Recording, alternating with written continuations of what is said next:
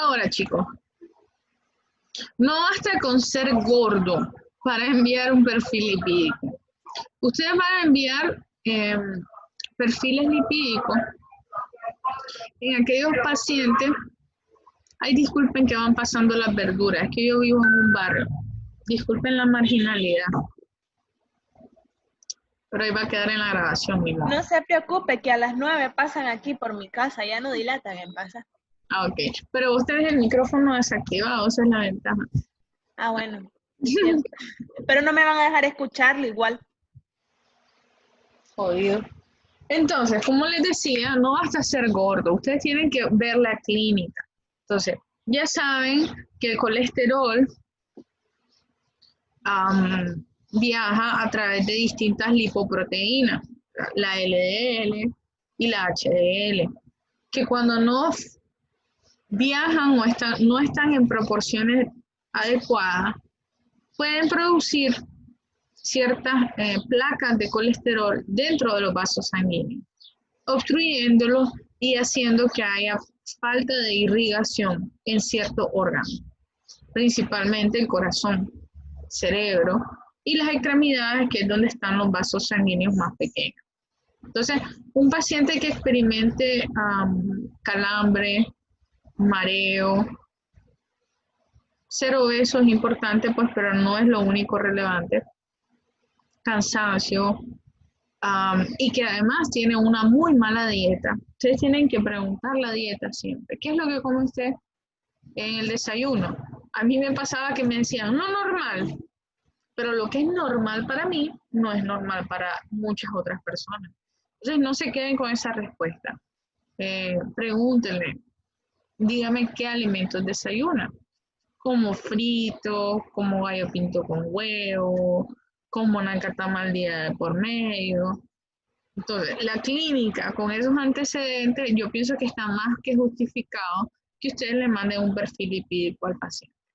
Entonces, el colesterol, que es parte del perfil lipídico, se puede medir como colesterol total. Sin embargo, lo que usualmente se hace es interpretar a las lipoproteínas que transportan al colesterol. Porque antes la gente en la calle, incluso ustedes de vez en cuando manejan la información de que hay colesterol bueno y colesterol malo. Ya vimos en clases anteriores que eso no existe. El colesterol es una molécula que es igual en la China, que en Rusia, que en África. Lo que cambia es quién lo transporta, porque esa lipoproteína va a tener un destino distinto. Entonces, el colesterol bueno es el que le llaman, que es el HDL o High Density Lipoprotein, que es el que transporta el colesterol desde la periferia, desde los vasos sanguíneos, hacia el hígado, para su eliminación. El hígado, ¿verdad? Transforma el colesterol en sales biliares y ayuda a la formación de la bilis. Y el colesterol malo es la lipoproteína de baja densidad o LDL, que hace lo contrario de la HDL. Es transportada en todo el torrente sanguíneo y en ocasiones puede ayudar al depósito de colesterol en las placas de ateroma. Entonces, obviamente, si yo tengo el LDL elevado, un paciente tiene mayor riesgo cardiovascular. En cambio, si tengo el HDL elevado, ¿eso qué va a significar? Me tengo que preocupar yo con un paciente con un HDL alto, Soledad. ¿Qué pensás vos? Vuelva a hacer la pregunta, doctora. Tenés un paciente con un HDL elevado. Vos ya sabés para qué es el HDL, qué significa el HDL. Te vas a preocupar de que tenga algún riesgo cardiovascular, es decir, que produzca una placa de ateroma y que se le obstruya una arteria.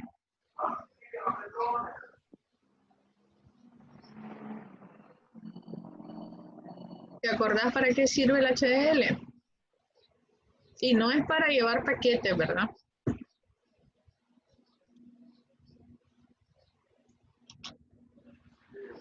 Pues yo consideraría que no. ¿Por qué? Porque a pesar de que, o sea, el HDL viene siendo parte del colesterol, por decirlo así, este puede disminuir lo que va a ser en algunas ocasiones los ataques, por decirlo así, a lo que va a ser el corazón o también al cerebro, porque proporciona lo que es energía o algo así. Algo así entiendo yo. O no energía, se me olvidó la palabra. Ok, ya dijimos que las lipoproteínas son transportadoras de colesterol. Entonces, ¿hacia dónde transporta el HDL el colesterol?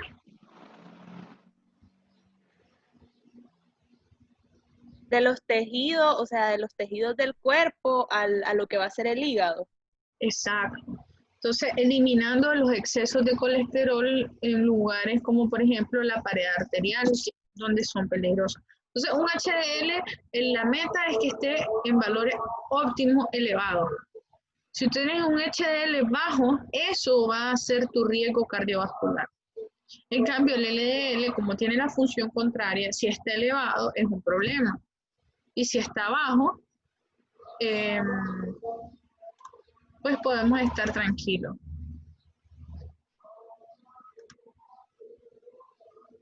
Entonces, como les decía, aquí está el perfil lipídico que incluye también la medición de triglicéridos y colesterol total.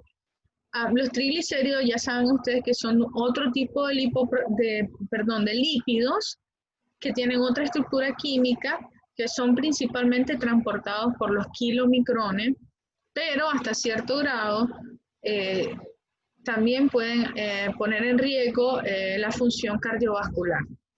Entonces, acá podemos ver los rangos aceptables para el colesterol. Tiene que estar el LDL menor de 200, un valor intermedio es de 200 a 239, y un alto riesgo de enfermedad cardiovascular es mayor o igual a 240. Esto es solo con respecto al LDL. Lo que es el HDL, en las mujeres tiene que estar por encima de 65 y en los varones tiene que estar por encima de 55. Y aquí podemos tener distintas causas por las cuales podemos tener alteración en los valores de LDL. Entonces aquí tenemos lo que les decía, que el HDL es el colesterol bueno. Y bueno, aquí tenemos otra interpretación, donde ponen como parámetro mayor de 60, pero en realidad a las mujeres se les pide un poquito más alto todavía, ¿verdad? Porque tenemos mayor tendencia al riesgo cardiovascular. Perdón, esto era el valor de colesterol total y estos son los valores específicos de LDL. Y que los pueden revisar. Los triglicéridos también varían con la edad y varían con la ingesta de alimentos, por eso son menos específicos que el LDL y el HDL para ver el riesgo cardiovascular. Los valores normales es menor de 150 o menor de 100, entre 100 y 150, pero mayor de 150 el paciente pues tiene riesgo también cardiovascular. Y algunos medicamentos pueden alterarlo, también el exceso de peso, algunas enfermedades o el consumo excesivo de ciertos alimentos. Ahora, dentro de la química sanguínea también podemos ver lo que es el nitrógeno ureico. ¿Quién se acuerda del nitrógeno ureico y qué es lo que representa?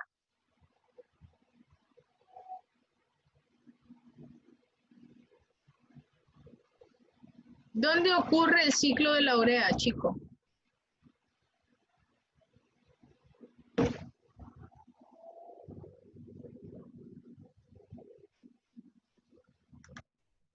Bueno, nosotros tenemos las proteínas. Las proteínas que ya no se utilizan se degradan a aminoácidos. Los aminoácidos tienen un grupo amino y un grupo carboxilo. El grupo carboxilo puede reutilizarse para la formación de proteínas u otras sustancias. En cambio, el nitrógeno de la degradación de este aminoácido tiene que ser eliminado, pero como es altamente tóxico, se transforma en urea a nivel del hígado.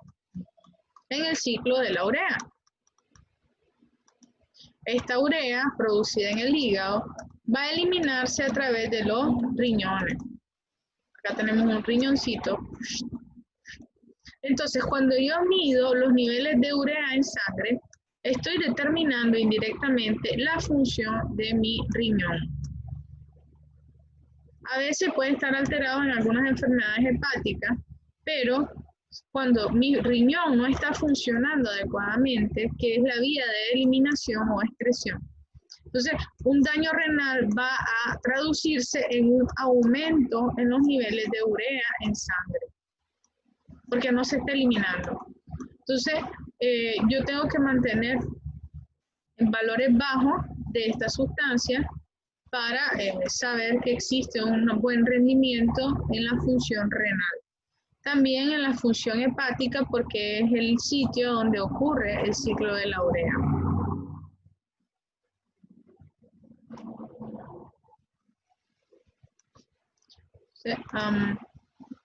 Su valor normal es de 7 a 20 miligramos por decilitro y mide ese nitrógeno, ¿verdad? Ureico.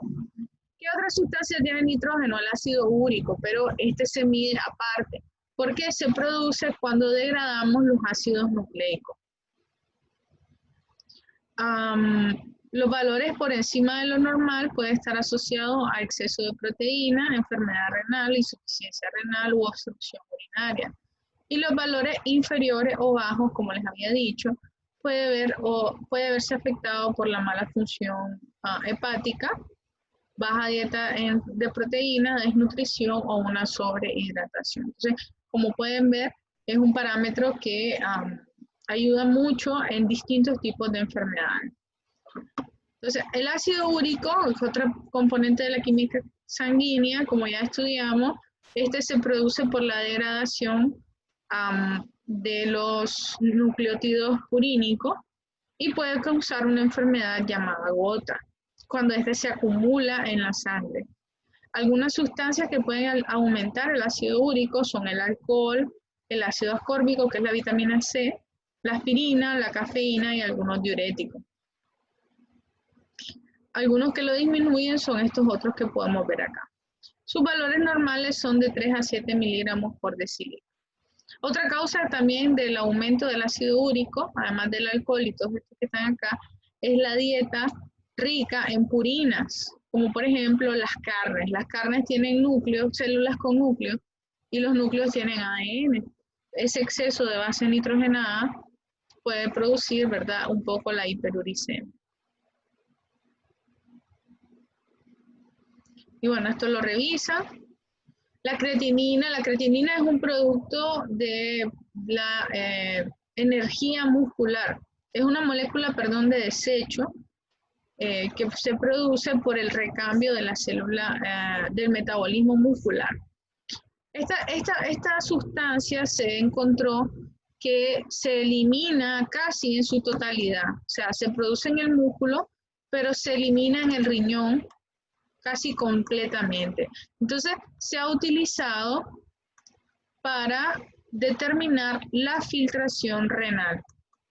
El riñón funciona como un pascón. Cuando ustedes hacen café, echan aquí el café, ¿verdad? Tiene que salir el líquido con café, pero acá tiene que quedar un montón de moléculas o de granito que no pueden escapar a través del riñón. Entonces, la creatinina escapa casi en su totalidad. Por eso es que tiene valores normales tan bajos. Cuando el riñón no funciona o no filtra adecuadamente, por ejemplo, ustedes tienen hoyos en este pascón. Perdón, ustedes tienen papel en este pascón. Entonces, no deja eliminar sustancias que tienen que ser eliminadas. Dentro de ellas la creatinina. Entonces, este es un marcador sensible, su elevación es un marcador sensible de que la función de filtración del riñón no está dándose adecuadamente. Entonces, si yo tengo un paciente que está con signos de insuficiencia renal, mi mejor monitoreo lo voy a hacer, ¿verdad?, con la creatinina, pero no está mal estudiarle otras sustancias como por ejemplo el BUM. que pueden también poner en riesgo la vida del paciente. Ahora, terminando la química sanguínea, tenemos el examen general de orina. Como ya habían dicho ustedes, este tiene que recogerse de una manera adecuada, pero no solamente existe el EGO. Ya hablamos de los parámetros para la recolección de orina. También la orina, además de analizarse como EGO, también se puede recoger en 24 horas para medir la cantidad de creatinina y la cantidad de proteínas en orina. Y este es un marcador más específico para estudiar enfermedades propias del riñón. La creatinina en orina tiene un valor de 500 a 2000 miligramos por día. Se mide en una orina de 24 horas. El paciente toma todas las medidas de asepsia y cada vez que orina lo va metiendo en el mismo recipiente. Pues va a ser analizado en un laboratorio. Estos valores van a depender de la edad, la capacidad de eliminación de creatinina y si un paciente tiene poliuria o diabetes insípida. Resultados anormales, ¿verdad? Que esté, por ejemplo, disminuida principalmente, pueden estar asociados a una glomerulonefritis. Si se eleva, puede estar asociado a una dieta rica en sangre, la insuficiencia renal, la pielonefritis y la obstrucción de vías urinarias puede también disminuir. En las proteínas no se deberían eliminar a través del riñón, casi no se deberían encontrar, porque son como las brositas del café que deberían quedar en el pastón. Pues cuando ustedes encuentran o detectan proteínas en la orina, entonces nosotros vamos a encontrar disminución de las proteínas en sangre. Si el riñón funciona bien, las proteínas se mantienen en la sangre. Si este funciona mal y aparecen en la orina, entonces en sangre van a disminuir y pueden producir algunas alteraciones en el paciente como son los edemas, los derrames pericárdicos, peritoneales, que se llaman citis, pleurales, etc. Como pueden ver, los valores son muy bajos de proteínas en 24 horas y también orina por cinta. Y aquí tenemos un diagnóstico diferencial de las enfermedades que pueden estar asociadas a este tipo de anomalía. Bueno, el parcial de orina es el que nosotros conocemos como EGO. A este se le hace un análisis físico, como es el color, el aspecto, el olor, que van a estar alterados en cierta enfermedad. Por ejemplo, nosotros eliminamos bilirrubina, es parte a través de la orina. Yo puedo tener coluria, que la coluria es una coloración oscura. Entonces, si un paciente no tiene ictericia, pero tiene coluria, yo le tengo que mandar un examen de bilirrubina para ver si no hay algún tipo de hiperbilirrubinemia escondida. La densidad, el pH también son factores que tienen que tomar en cuenta. Si hay glucosa, si hay proteínas, si hay sangre, que no deberían estar. Los cuerpos cetónicos en pacientes con trastorno del metabolismo de los carbohidratos, el urobilinógeno, que es el que estaba hablándoles, que está asociado a la bilirrubina, y los nitritos, que son productos que son, valga la redundancia, producidos por la bacteria. Otras cosas son análisis microscópicos, donde podemos a veces encontrar eritrocitos, leucocitos, son indicativos de infección, células epiteliales, cristales, bacterias, hongos y filamentos con hongos. Entonces aquí tienen los valores normales y lo que está asociado a la patología con respecto al aspecto, valga la redundancia. Si está turbio, puede haber una gran concentración de sales, ya como cuando ustedes hacen un pinolillo muy espeso, entonces se mira todo el pinol y eso indica que el paciente o ha bebido mucha agua o está eliminando muchas sales, pero normalmente es que ha bebido poca agua. Y cuando es completamente turbio, entonces podemos hablar de que hay existencia de cristales por deshidratación o fiebre, puede ser por presencia de bacterias o por la presencia de leucocitos, ambos indicativos de una infección. El olor, pues no es algo muy específico. En algunos pacientes el olor a amonio puede estar asociado a infección urinaria. Y acá tenemos un ejemplo, ¿verdad?, de los parámetros normales ejemplos de entidades donde pueden estar alterados. Como pueden ver, un examen de orina no es solo ver si hay leucocitos o no. Hay muchas cosas para interpretar. Y pues muchas veces por eso decimos, es que el ego no refleja lo que tiene el paciente. No, lo que pasa es que no tenemos todos los componentes que nos ayuden a interpretarlo. Normalmente no es adecuado, Luia, porque los eritrocitos van a ser inevitables que aparezcan y pues lo único es que si es muy necesario tomar el ego, vos vas a tomar en cuenta de que esos eritrocitos pueden venir de la menstruación y no los vas a tomar dentro de los parámetros, donde yo voy a decir, yo no le voy a decir a la paciente, mira, tener glomerulonefritis, por ejemplo, o cálculo, si yo sé que andaba con su menstruación.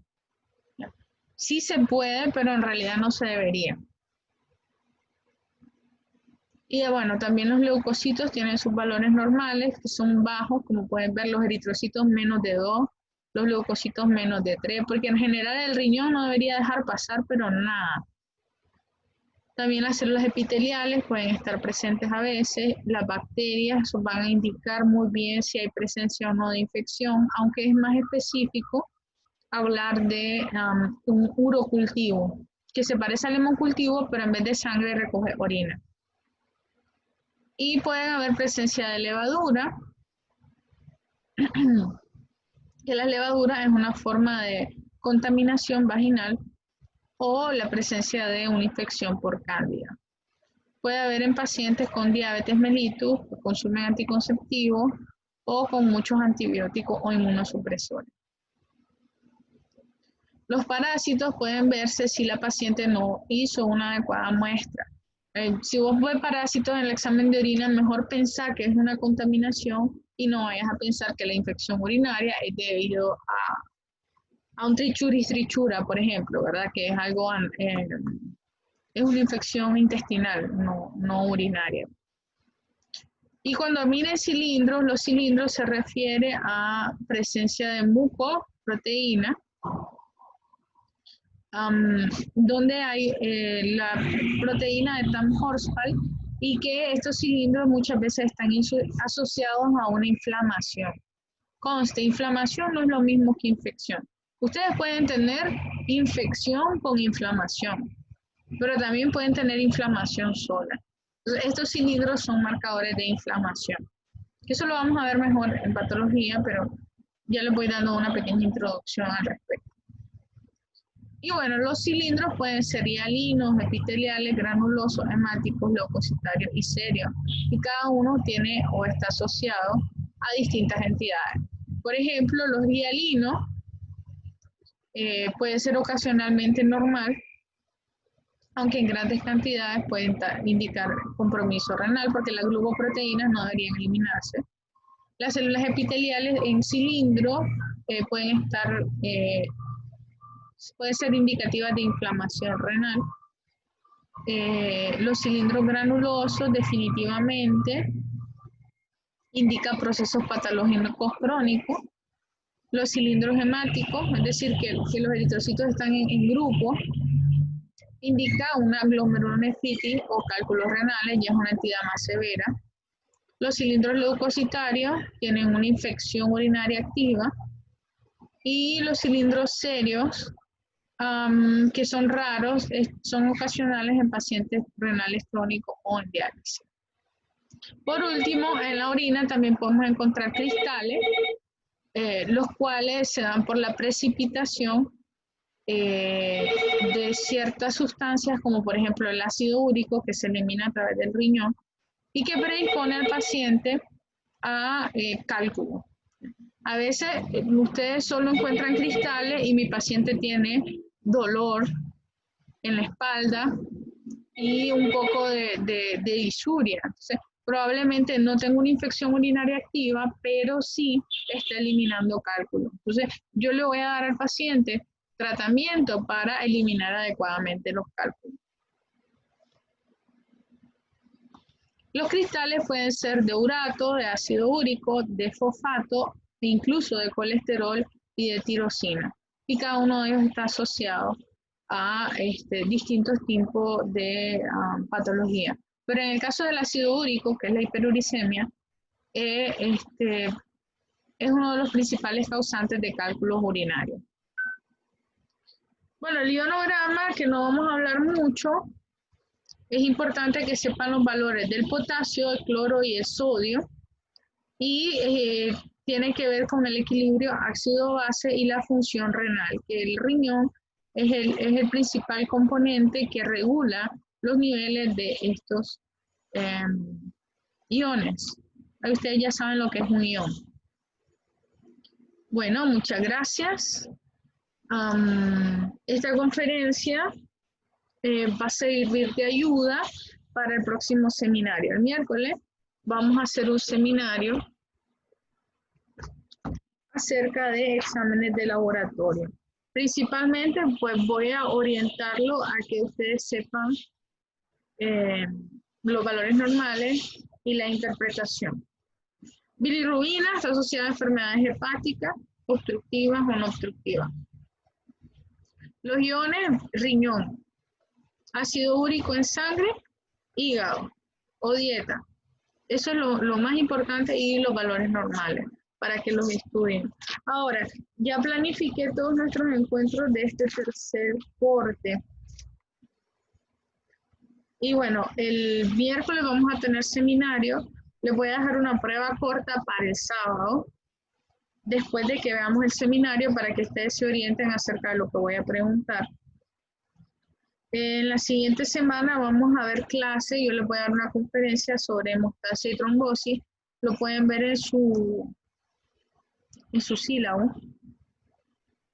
Luego, después de esa clase, el 1 de julio, vamos a tener exposiciones por parte de ustedes de patología con respecto a hemostasia y trombosis.